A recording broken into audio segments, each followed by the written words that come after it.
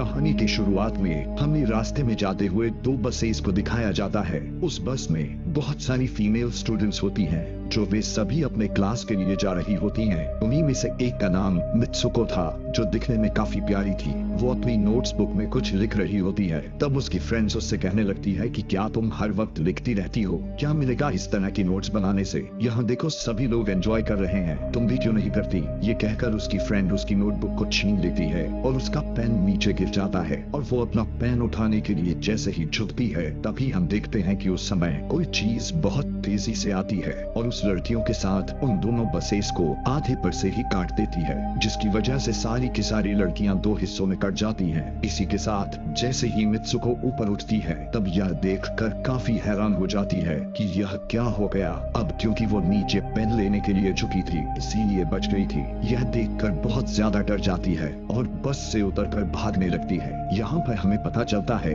कि इन सभी को काटने वाली चीज कुछ और नहीं बल्कि हवा ही थी जो सभी को काट रही थी। यह हवा अब मित्सुको के पीछे भी पड़ जाती है। यह देखते हुए मित्सुको चिल्लाते हुए काफी तेजी से भागने लगती है। भागते समय उसे आगे चार लड़कियां और भी दिखाई देती हैं और वो उन्हें झुकने के लिए कहती है, लेकिन काफी देर हो चुकी थी। वो हवा उन्हें भी आधे पर से काट कर चली जाती है। लेकिन उनमें से मित्सुको एक लड़की को बचा लिया था कि तभी इन्हें कुछ साइकिलिंग करते हुए लड़कियां नजर आती हैं जो कहीं पर जा रही थी। उन्हें भी ये बचाने की कोशिश करती है, लेकिन वो हवा उनके साथ भी वही करता है जो अभी इनके दोस्तों के साथ हुआ और इसी दौरान वो लड़की भी मारी जाती है जिसे अभी उस अदृश्य चीज से बचाया था। अब वो यह देखकर काफी डर जाती है और वो इधर उधर भागने लगती है। आगे हम देखते हैं कि मित्सुको जब एक नदी के पास जाती है तो वो यह देखकर हैरान हो जाती है कि उस नदी में भी पहले से बहुत सारी डेड बॉडीज पड़े हुए थे जिसने हवा ने यानी उस अदृश्य चीज ने काट दिया था।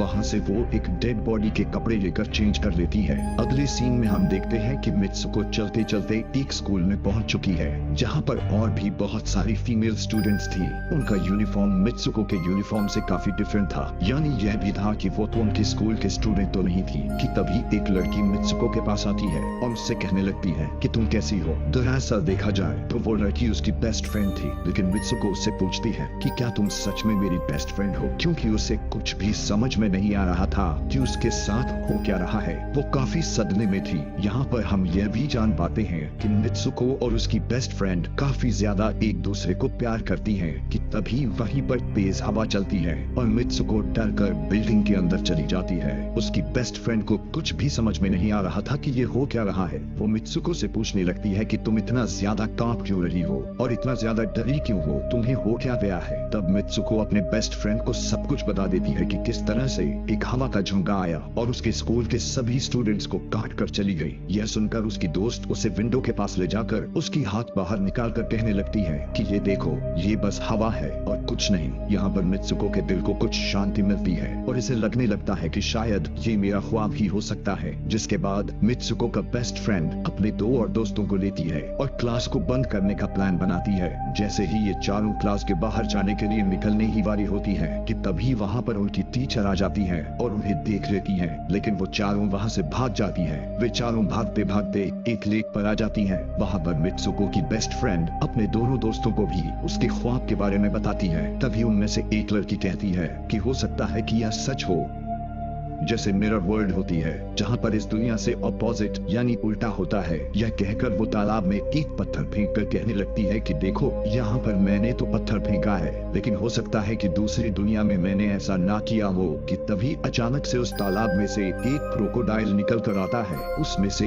एक लड़की को खा जाता है। फिर वो लड़की कहने लगती है कि देखो मैंने कहा था ना, जो इस दुनिया में होता है वो उस दुनिया में बिल्कुल भी नहीं होता, और जो उस दुनिया में हो रहा है वो इस दुनिया में नहीं हो सकता। तो इसको भी उसी दुनिया में मगरमच्छ ने खाया है। और यहाँ पर ये देखो ये तो बिल्कुल सेफ है। उसी लेक के पास एक बिस्तर यानी एक बेड नजर आता है। ये चारों उस बेड से तकिए को उठाकर खेलने लगती हैं कि तभी हम देखते हैं दूर से दो लड़कियां इन्हें देख रही थीं। उन दोनों लड़कियों में से एक ब्राइडल बनी हुई थी, क्योंकि ये दोनों लड़कियां आपस में एक दूसरे से शादी कर ली थी। जिसके बाद उनमें से एक फ्रेंड बताती है कि हमें कुछ ऐसा करना होगा जो उस दुनिया में इम्पॉसिबल हो, क्योंकि हमारे किस्मत तो पहले से लिखी जा चुकी है, लेकिन हम इसे बदल भी सकते हैं। जिसके बाद ये सभी लड़कियां अपने स्कूल में वापस आती हैं और नेक्स्ट लेक्चर लेने के लिए क्लास में चली जाती हैं कि तभी मित्सुको देखती है उसके पास एक तकिया पड़ा हुआ है। अब जैसे ही वो इस तकिए को उठाने के लिए नीचे झुकती है कि तभी उसकी टीचर पूरे क्लास में गन से फायर करने लगती है और जैसे ही मित्सुको उस तकिए को उठाकर ऊपर देखती है तो उसके क्लास के सभी लड़कियां मारी जा चुकी होती हैं और यहाँ पर एक बार फिर वो बच जाती है जैसे पिछली बार अपने ड्रीम्स में बच गई थी। मित्सुको की टीचर उसके पास आकर कहती है कि तुम्हारी हिम्मत कैसे हो गई, इस क्लास को बंद करने की तुम्हारा भी मरना तय है। कि तभी उसी वक्त दो लड़कियां और आ जाती हैं और मित्सुको को बचाकर वहाँ से भागने की कोशिश करती है, लेकिन एक दूसरी टीचर वहाँ पर आकर उन दोनों लड़कियों को मौत के घाट उतार देती है। अब जितने भी स्टूडेंट्स की जान बच गई थी, मित्सुको उनके साथ बाहर भागने लगती है, लेकिन स्कूल की सभी टीचर्स उन सभी लड़कियों पर फायरिंग करने लग जाती हैं। अब यहाँ पर फायरिंग के दौरान सभी लड़कियां जैसे ही वहाँ से बाहर आती हैं, तो यहाँ पर हवा उन्हें काट देती है। यहाँ पर अब मित्सुको यहाँ पर एक बार फिर से अकेली रह जाती है और वो वहाँ से भागकर क्राउड एरिया से होता हुआ पुलिस स्टेशन में जाती है। वो वहाँ पर सब कुछ बताने लगती है। उसकी यह बात सुनने के बाद पुलिस वाली लड़की उससे कहती है कि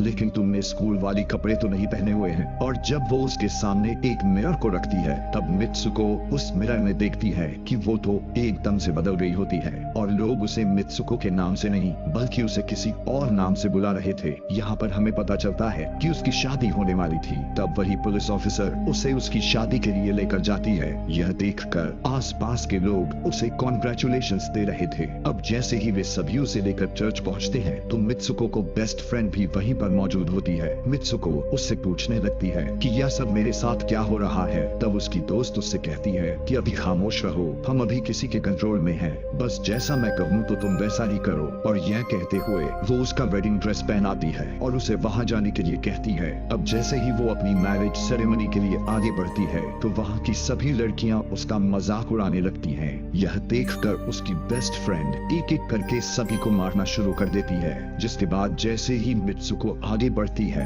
तो उसके ग्रूम की जगह एक ताबूत खड़ा हुआ नजर आता है। उस ताबूत को खोले जाने पर एक बड़ा पिग बाहर निकल कर आता है। मित्सुको उसे देखकर काफी ज्यादा डरने लगती है और एक टूटी हुई बोतल से उस पर अटैक कर देती है। जिसके बाद मित्सुको और उसकी बेस्ट फ्रेंड चर्च से भागते हुए बाहर आ जाती हैं।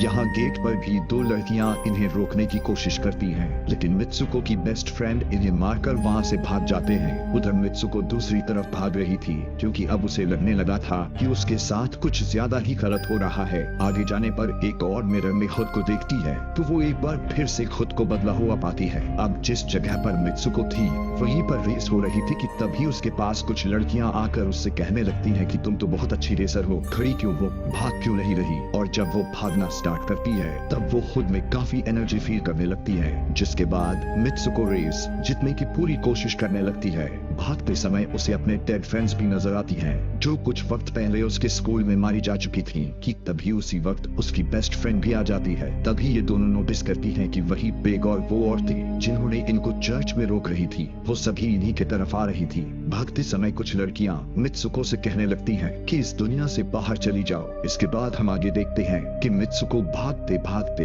एक सुनसान अंधेरी जगह पर आ जाती है। वहीं पर कुछ स्टूडेंट्स नजर आती हैं जिन्होंने यूनिफॉर्म पहना हुआ था। वो सभी लड़कियां मित्सुको से कहने लगती हैं कि हम सभी मरे हुए हैं और तुम्हें भी मार देंगे। लेकिन तभी मित्सुको की बेस्ट फ्रेंड वहां पर आकर उस लड़की को मारकर वहां से मित्सुको को भगा ले जाती है। मित्सुको की बेस्ट फ्रेंड उसे अपना नाम जोर जोर से पुकारने के लिए कहती है, जिस पर मित्सुको अपना नाम जोर जोर से लेने लगती है। इसी के साथ मित्सुको अपना असली रूप में वापस आ जाती है। उसकी बेस्ट फ्रेंड उसे अपना हाथ दिखाते हुए कहती है कि प्लीज मेरे हाथ में जो वायर लगी हुई है उसे बाहर खींच दो ताकि मैं इस दुनिया से बाहर जा सकूं। लेकिन मित्सुको को डर भी था कि कहीं यह वायर खींचने से उसकी जान न चली जाए, और क्योंकि मित्सुको अपने बेस्ट फ्रेंड को काफी ज्यादा प्यार करती थी इसलिए वो ऐसा नहीं करना चाहती थी। लेकिन ज्यादा उसे फोर्स करने पर वो उसकी वायर वायर्स खींच देती है। वायर खींचते ही उसकी बेस्ट फ्रेंड की बॉडी दो हिस्सों में बट जाती है और तभी उसी वक्त उसे एक गेट नजर आती है। उस दरवाजे से बाहर आने पर वो देखती है कि अब वो आदमियों की दुनिया में आ चुकी है। वहीं पर उसके पोस्टर्स भी लगे हुए थे। जिस पोस्टर को कुछ लड़के देख रहे थे, तभी एक लड़का मित्सुको के पास आकर कहता है कि तुम फ्यूचर में हो। इस बात को सुनते ही वो बेहोश हो जाती है। कुछ टाइम के बाद जब उसे होश आता है तब वो आगे बढ़ती है। तब वो देखती है कि एक बूढ़ा आदमी गेम खेल रहा होता है और उसी गेम में मित्सुको वही कैरेक्टर नजर आती है जो अभी बनी हुई है। मित्सुको को देखते ही बूढ़ा आदमी कहने लगता है कि मैंने ही इस गेम को बनाया है और मैं ही हूँ जो तुम लोगों को कंट्रोल कर रहा हूँ। तुम तो बहुत पहले मारी जा चुकी थी, लेकिन मैंने तुम्हारा डीएनए लेकर तुम्हें फिर से बनाया। मित्सुको को जब यह बात सुनकर उसे पता चल जाता है कि यह एक गेम है, तो उसे लगता है कि शायद मैं अभी भी अपने दुनिया में जा सकती हूँ कि तभी उसी समय एक आदमी आता है और मित्सुको को अपने पास बुलाने लगता है। तब वो बूढ़ा आदमी मित्सुको से उसकी आखिरी लेवल को कंप्लीट करने के लिए कहता है। वो आगे बढ़ने लगती है कि तभी मित्सुको को अपने दोस्त की कही हुई बात याद आ जाती है कि अगर हम इस दुनिया में कुछ ऐसा करेंगे जो दूसरी दुनिया में इम्पॉसिबल हो, तो तुम इस गेम से बाहर आ जाओगी। और इसी के साथ वो इस आदमी का गला दबा देती है और कहने लगती है, बस करो हमारे साथ खेलना। यह कहकर मित्सुको उस बूढ़े आदमी की छड़ी को उठाकर अपने पेट में घुसा देती है, जिस वजह से उसकी मौत हो जाती है। और यहाँ पर हम देखते हैं कि बूढ़ा आदमी यह सोच भी नहीं सकता था कि मित्सुको ऐसा कुछ कर सकती थी, और इसी के साथ उसकी डेस्टिनी पूरी तरह से चेंज हो जाती है। वो इस दुनिया में यानी गेम में तो मर चुकी थी, लेकिन असली दुनिया में वो अभी भी जिंदा थी। आगे हमें ये भी दिखाया जाता है कि मित्सुको के बाकी के कैरेक्टर्स भी किसी न किसी वजह से अपने आप को मार लेते हैं और अब वे सभी गेम का पार्ट नहीं थे। अगले सीन में हमें मित्सुको को बर्फीले जगह पर लेटा हुआ दिखाया जाता है और अब वो अपने रियल वर्ल्ड में आ चुकी थी। और इसी के साथ यह दिमाग गंवा देने वाली कहानी यहीं पर खत्म हो जाती है। आगे और भी ऐसे ही एक्सप्लेनेशन मूवीज देखने के लिए कमेंट में नेक्स्ट लिखना ना भूलें। Thanks for watching.